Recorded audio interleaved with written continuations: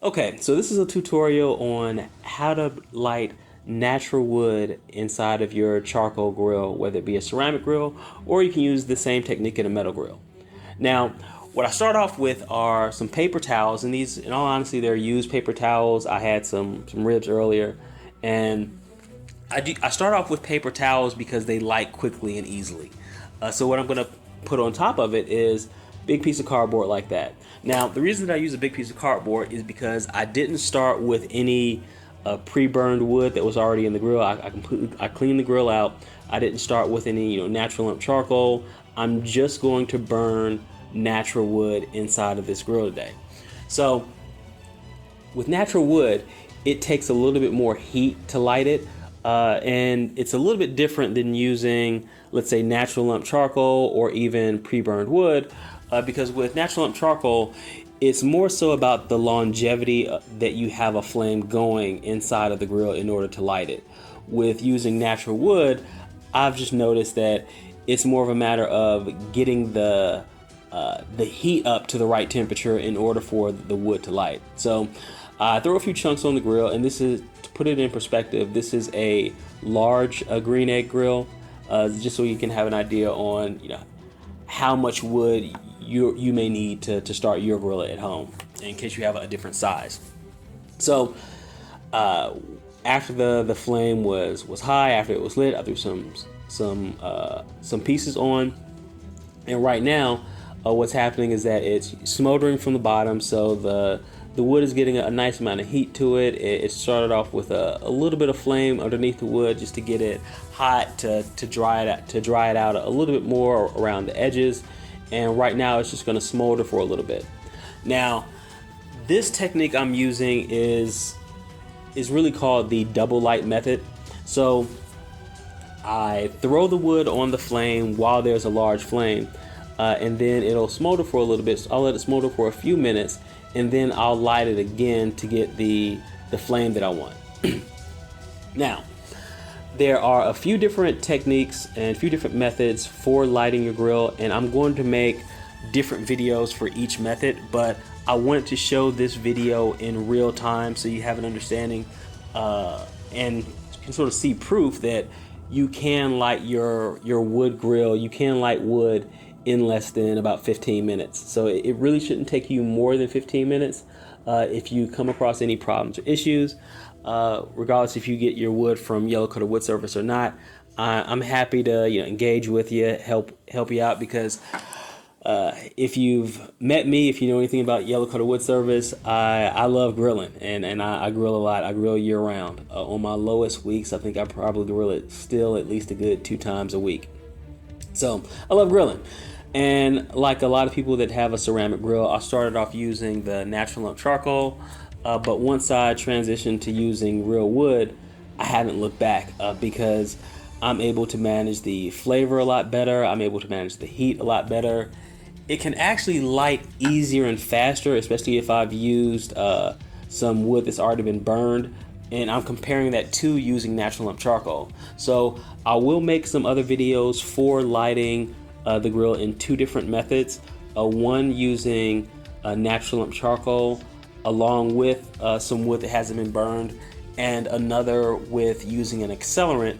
And I do not mean lighter fluid at all, but just a faster version of doing this. So I want to show 3 different types. One where you have some burned charcoal or burned wood in there already, then you're adding some more wood to it, because I always recommend adding some wood every time that you grill so that you never run out, so you don't start off with the situation that I just showed. Because even though the grill was pretty much empty when I started, it's because I had to clean it out, because I don't like running out of wood, so it's something that I try to avoid. So I cleaned it out just for the purpose of this video, in order to show you that you can light your wood even if you would have purchased a bag of wood from Yellow Coated Wood Service and you have no wood in your grill at home. This is a technique that you can do in order to get your grill going inside of about 15 minutes. Now, I personally decided to transition over from using natural lump charcoal to burning natural wood because of the way that I'm able to control the flavor and control the heat. So think of it this way. Each tree has its own flavor the same way that different herbs have their own flavors. So think of trees as giant herbs. There are many different types of hickories, there are many different types of oaks. One of the things that's special about Yellow-Coated Wood Service is that Yellow-Coated Wood Service also sells single flavor bags of select woods to allow people to differentiate between the different flavors of the woods and also to use the different attributes of the woods customized to whatever they're grilling. So for example, right now I have some American white oak in the grill. Those are the chunks that I threw on. The reason that I decided to throw on some American white oak today, even though you can use different types, but I threw on American white oak today because I'm going to be grilling some sweet barbecue chicken, and I want a relatively neutral, light flavor inside of that meat. Now, what I'm doing now is that I am doing the second part of the double light technique. Now, what the double light technique is for, really, is that it's to get your grill hot if you're using natural wood and you didn't have anything else in the grill to start with. So what I do with the second lighting technique is that after the wood has smoldered for a few minutes, and I think that at this point it's been about a little bit over 5 minutes, I'll throw another piece of cardboard in there with maybe one napkin inside that cardboard and light it. And again, I light the napkin because it just lights fast as opposed to holding the little lighter underneath a piece of cardboard for 30 seconds or more. So that's why I do it that way. So this is to speed up the process of getting the wood lit to a point where you can grill on it, because before, if you're just using the smoldering technique of letting it smolder to get the heat that you want, that's fine if you're smoking. But if you're grilling, you need to have a flame. You need to get a good little fire going in order to grill. And let's go into a difference that you see right now. Right now you see a lot of white smoke. So I may have said this before if we've met personally, if you've seen me at a farmer's market or something to that effect. But the difference between smoking and grilling is when you see smoke, you're smoking. When you don't see smoke, you're typically grilling.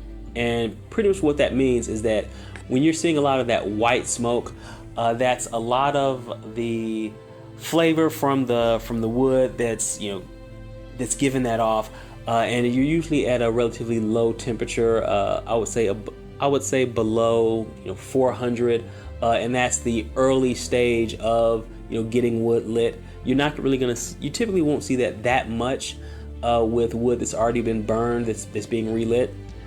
But at the early stage of burning wood, you're going to start off with white smoke. But once you get higher up in heat, typically about 500 degrees or more, then that smoke is going to go clear.